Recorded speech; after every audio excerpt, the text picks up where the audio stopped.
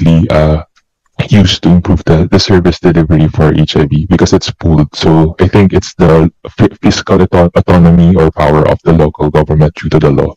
And we understand that. That's why our usual measure is to help them advocate to the LGUs, to our different DMOs, with even our regions, to help in having conversations with the local health boards or their local AIDS council if they can use or improve the access for PhilHealth funds.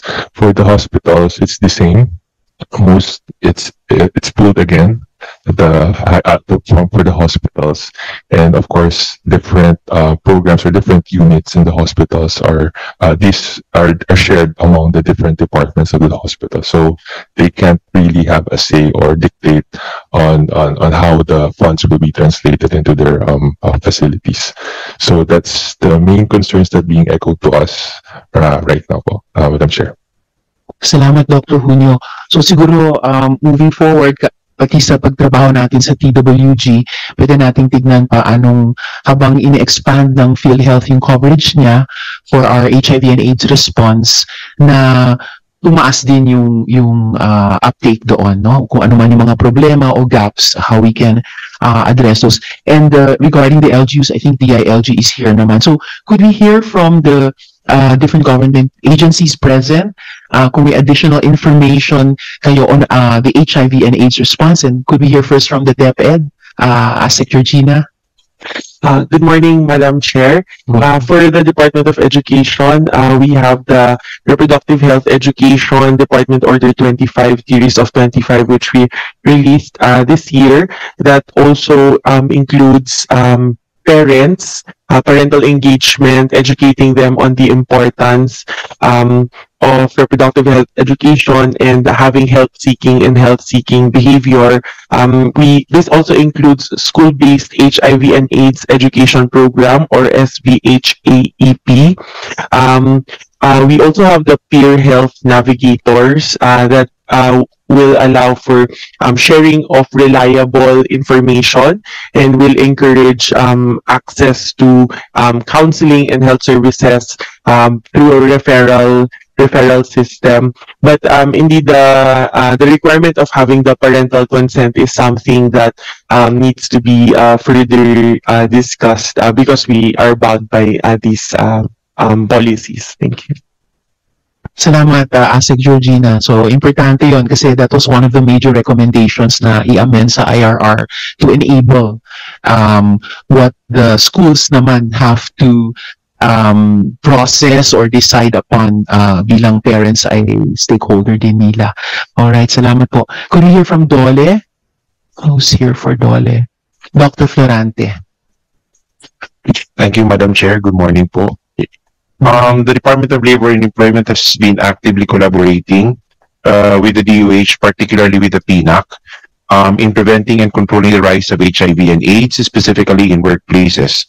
Apart from the existing mechanisms enshrined in DOLE Department Order number 102-10 on the awareness raising for workers, capacity building for the occupational safety and health personnel, voluntary testing and establishment of referral mechanism, DOLE issued the revised IRR of RA number 11058, wherein Section 13 promotes collaboration of workplaces with the public health system for the access to the universal healthcare program. Would be all, Madam Chair. Thank you. Thank you also, Dr. Florante. So for both workplaces and schools, there were several common recommendations sa initial round ng mga resource persons. So how do we enable both schools and workplaces also to participate as sites of our HIV and AIDS response? Salamat po. DSWD, Sir Bautista. Good morning, Madam Chair. For the DSWD po, we have the Assistance to Individual in Crisis Situation Program. We are providing to PLHIV and their families. We are providing cash or guarantee letter depending on their needs. And for those in need of psychosocial support, meron po kaming support program to cater their needs, Madam Chair. At pag hindi na namin kaya, we have the referral system po. Maraming salamat po, Madam Chair.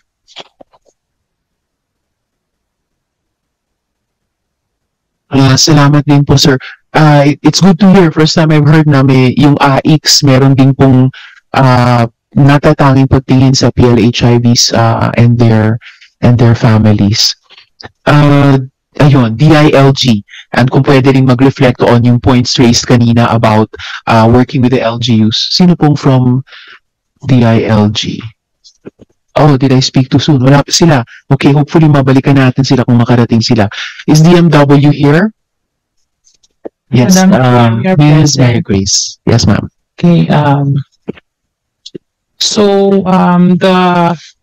the Department of Migrant Workers have programs with regard to the protection and promotion of the welfare of overseas Filipino workers. So under Section 23 of Republic Act 8042 as amended, Department DOH is the one in charge of regulating activities and operations of all clinics in the conduct of medical, physical, optical, dental, and other related examinations. So we call this PME or pre-employment medical examination, and integrated into which are HIV and other kinds of tests.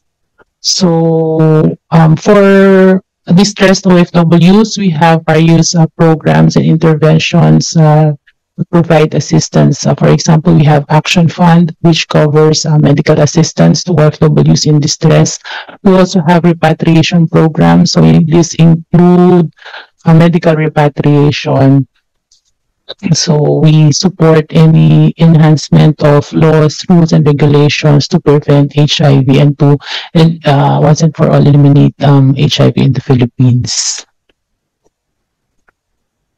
Thank you, Ms. Mary Grace. Tumutulong po ba yung DMW na ma-access nung isang migrant worker yung HIV and AIDS programs dun sa host country nila? If there are bilateral labor agreements, we will get back to you if there are specific BLAs with provisions, related provisions. Madam Chair, we also have the OFW hospital, as you may all be aware. The OFW hospital has various programs, interventions, and procedures related to promote the well-being and health of OFWs and their dependents, so including HIV and TB prevention and intervention. Salamat. Good to hear na yung bilateral labor agreements could cover this HIV and AIDS response sa host country bukod sa providing for pension portability at saka health insurance portability. Madam Chair, we will get back to you if there are specific provisions already in BLAs that are already existing and signed with host countries.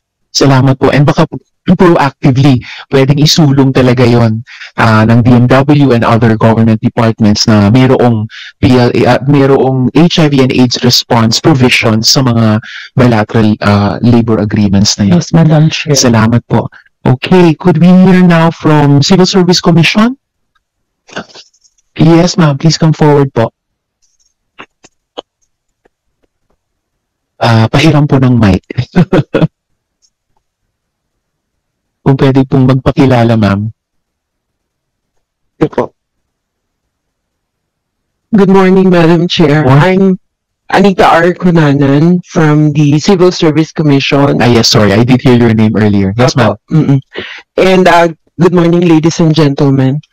Would like to inform everybody that the Civil Service Commission is working together with the Department of Labor and Employment and PNAC for the initiatives of PNAC in terms of workplace, HIV and AIDS.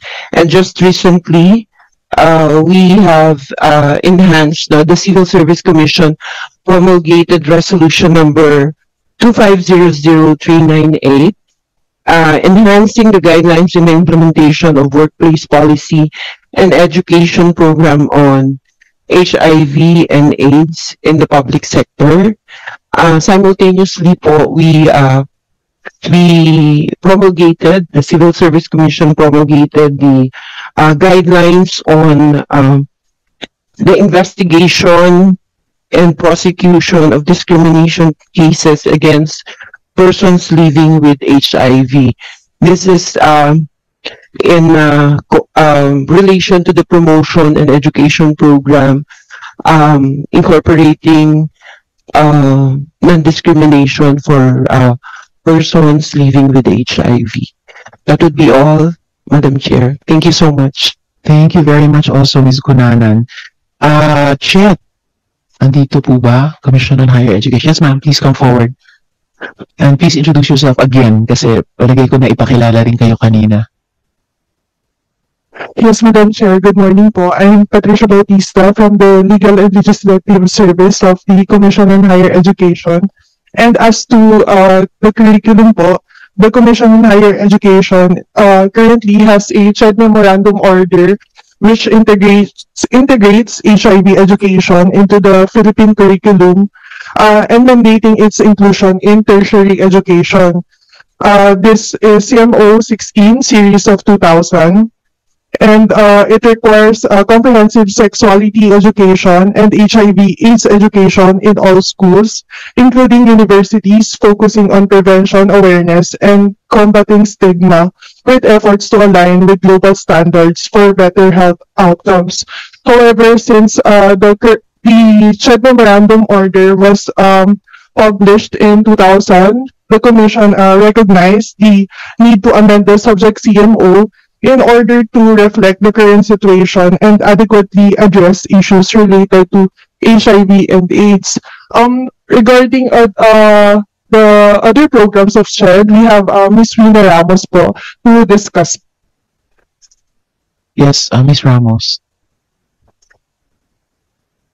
Magandang umaga, Madam Chair and the committee. If I may add lang po sa initiatives ng CHED, currently we are developing a CHED Memorandum Order or a policy on pathway to health and well-being in higher education. So ito pong policy na to, it's not just on AIDS but on other issues being experienced by students in school. So the title is Pathway to Health and Well-being in Higher Education. This is as a response to the rising prevalence of mental health issues, substance use, sexual and reproductive health concerns, violence, and other psychosocial challenges being experienced by students. And then, so this policy aims to guide schools in establishing policies, programs, and support systems for health and well-being. And I'll just read for the objectives, Madam Chair. So, the CMO aims to establish a unifying framework on health and well-being in HEIs, promote the development of healthy learning institutions that ensure safe, inclusive, supportive, and enabling environment for all members of the HEI community, facilitate equitable access to quality physical, mental, psychosocial, and spiritual health services within HEIs through integrated, evidence-based institutional programs, and strengthen evidence-based preventive education and advocacy initiatives on mental health, substance use, sexual and reproductive health, violence prevention, and other key well-being concerns. And the scope and coverage po is, the CMO covers guidelines for promoting mental health, physical health, and safe spaces, as well as the prevention of substance use, HIV and AIDS, and hazing within higher education institutions. That's all, Madam Chair. Thank you. Thank you sa CSC. I'm sorry, sa CHED. Salamat sa CHED. National Youth Commission. Nandito po ba NYC? Wala sila. Okay. Philippine Information Agency. Yes, sir. Mr. Ragua. Good morning, Madam Chair, and to other resource speaker. From the Philippine Information Agency po, we are among the members of the Philippine National AIDS Council. We actively promotes HIV/AIDS awareness through information dissemination and community action through partnership with health bodies like PNAC. We also organize events like World AIDS Day activities and pre-testing, publishing surveillance data and supporting campaigns against stigma